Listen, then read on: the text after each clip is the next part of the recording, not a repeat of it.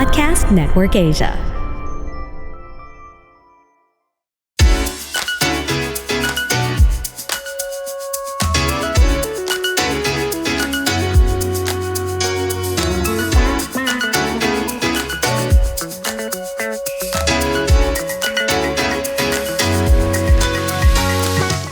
Nagkatampuhan ang mag-best friend ng magka-love life ang isa. Friendship over na nga ba? This is the 12th episode of the Major Podcast with Venus Ra.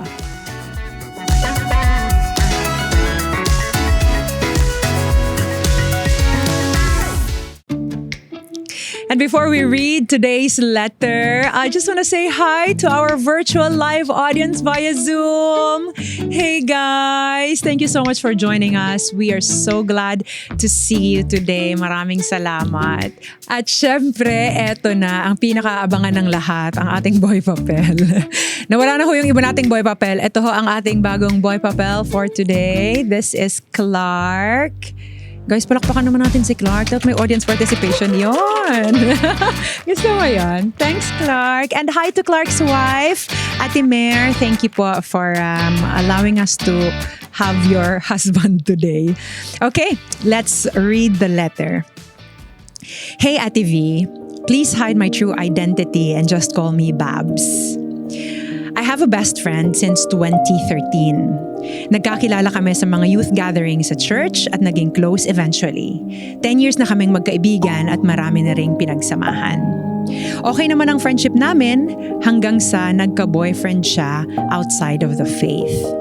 Nagbago ang ihip ng hangin. His boyfriend's values contradict our faith. Ako naman, as a true friend, nagbigay ng advice para rin sa ikabubuti niya. If you're a true friend kasi, di ba, you have to tell the person the truth in love. Pero she took the advice negatively. Nagalit ang boyfriend niya sa akin at nakarinig ako ng masasakit na salita.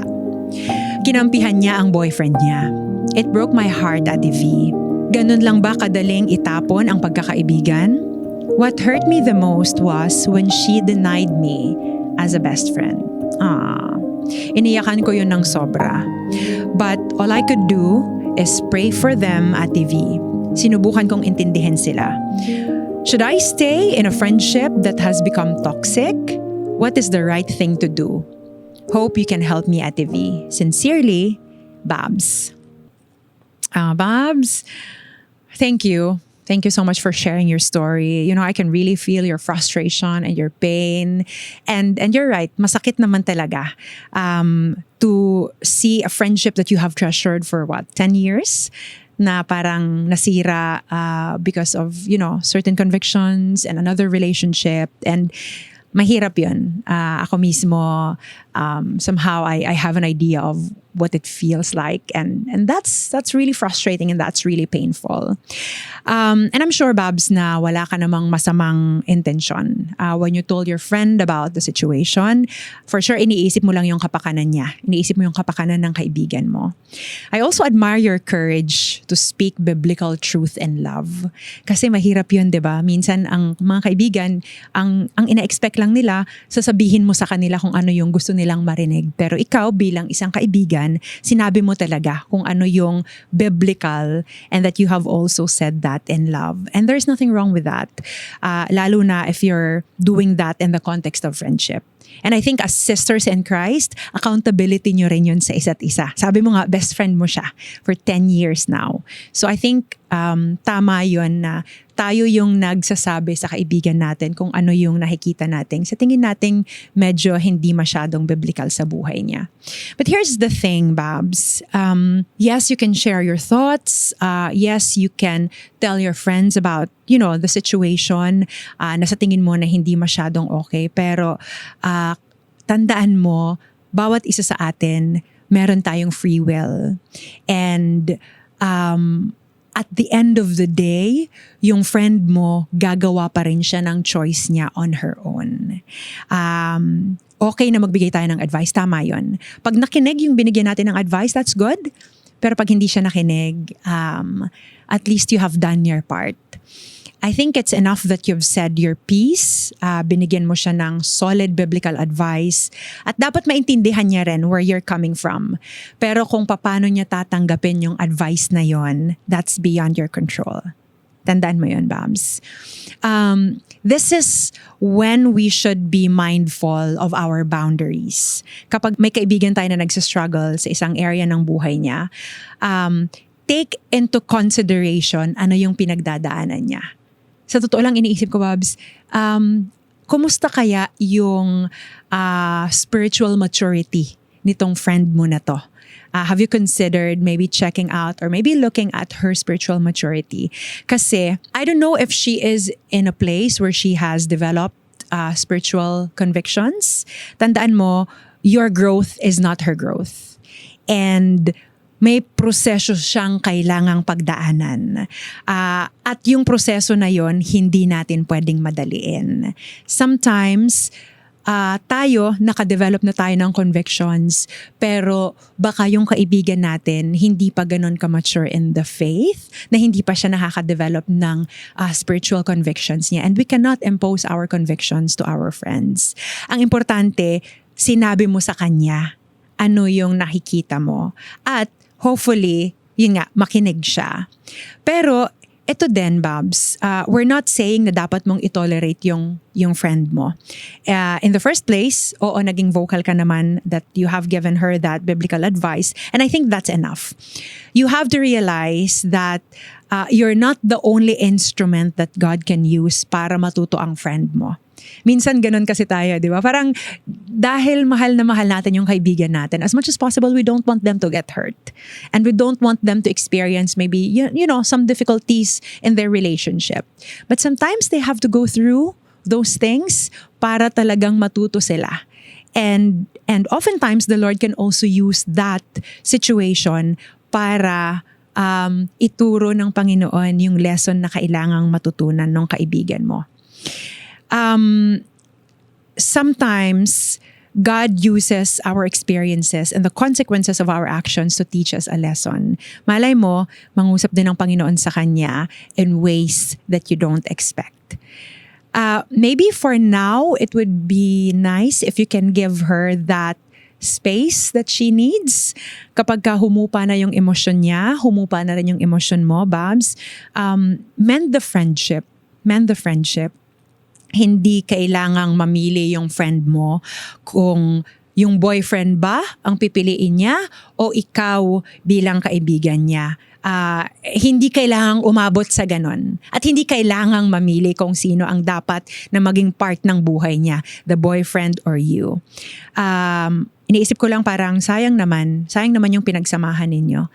Pag-usapan ninyo, hopefully, someday makapag heart-to-heart talk kayo at pwede kayong humingi rin ng tulong sa mga spiritual mentors ninyo. Minsan pag hindi na aayos ng tayo lang, it might need another person's perspective.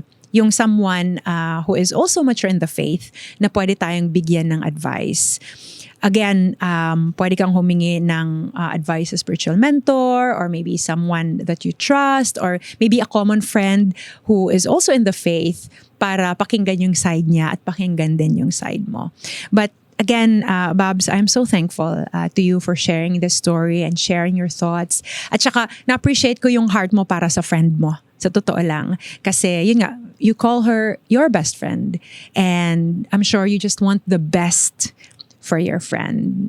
And kung ano man yung maging choice niya, I hope that you can just assure her that whatever happens, kung mag-progress man tong relationship na to, victory man ang kahantungan ng relationship na to, or masaktan man siya sa relationship na to or hindi, just assure her that you will be there for her. Ano man ang mangyari, may babalikan at babalikan siyang kaibigan at nandyan ka para sa kanya. What do you do when you don't agree with your friend's life choices? Here are some takeaways from today's episode. Number 1, be compassionate and empathic.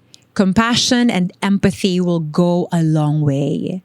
A friend may not remember everything you say, but he or she will always remember how you made them feel. Be a listening ear. Try to understand what they're going through and the root of their choices. pray for your friend. Pray for wisdom, discernment, and understanding as you navigate the situation. Speak the truth, but leave it all to God. I think important yun. Minsan kasi, yung tone lang natin ang hindi nagmamatch dun sa advice na binibigay natin. But I guess empathy is really important. Maybe we can also put ourselves in the shoes of that friend. Anong magiging choices natin kung tayo yung nandun sa situation niya? And if tayo yung nasa situation na yon, makikinig din kaya tayo dun sa advice na binibigay sa atin? So, compassion and empathy is also important. Second is this: respect personal autonomy. Ultimately, we make our own decisions in life. Express your concerns, but avoid exerting undue pressure or attempting to control their decisions. Sa huli, wala ho tayong say sa choices ng ibang tao. People are accountable for their own choices.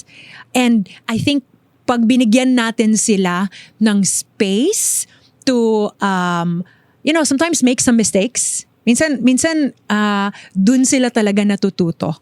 Pagka nagkamali, na-realize nila yung mga bagay na dapat hindi pala nila ginawa, babalik sila sa atin at sasabihin na, actually, you know what, I should have listened to what you said. Pero hopefully when they go back to us and they have realized things, wag na nating sabihin, I told you so.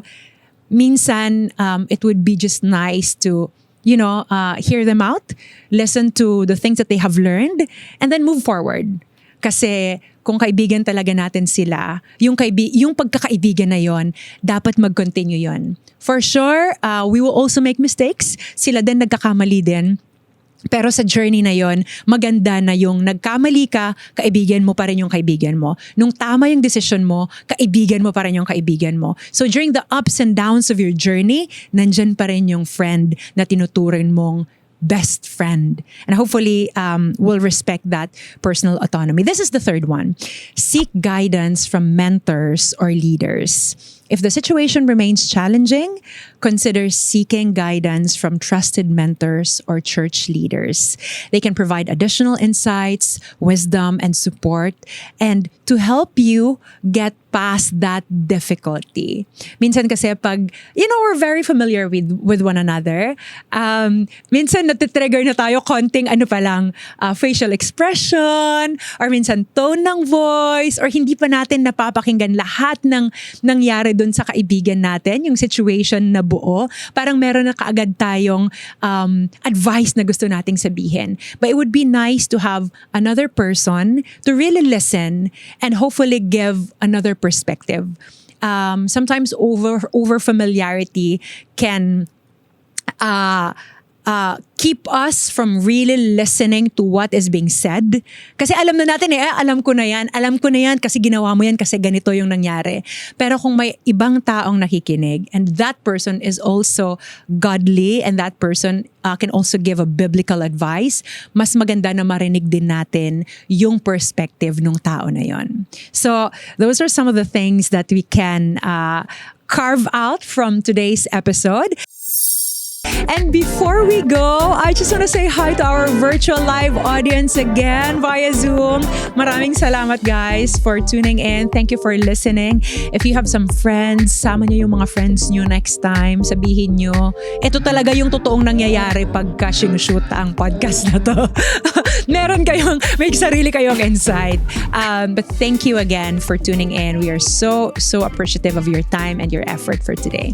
Also, I want to say hi to Elevate members of CCF Feliz. Kaya ako naka-t-shirt na ganito ngayon. This is taking students to the next level. This is Elevate. Ito ho ang aming school organization. Sa lahat ho ng mga estudyante ng Marikina High School at sa lahat ng SSG officer, thank you so much for having me sa school ninyo. Kanina lang ho yun. Kaya tingnan nyo yung mga photos namin at tsaka itong aking kasuotan ngayon ay parehas pa dahil kakagaling ko lang ho sa kanila. Again, follow us on Instagram and TikTok and keep sharing our episodes on Spotify, YouTube, and Apple Podcast. Ako ho si Ate V, always here to listen and to think things through with you. Till the next episode of the Major Podcast with Venus Ra.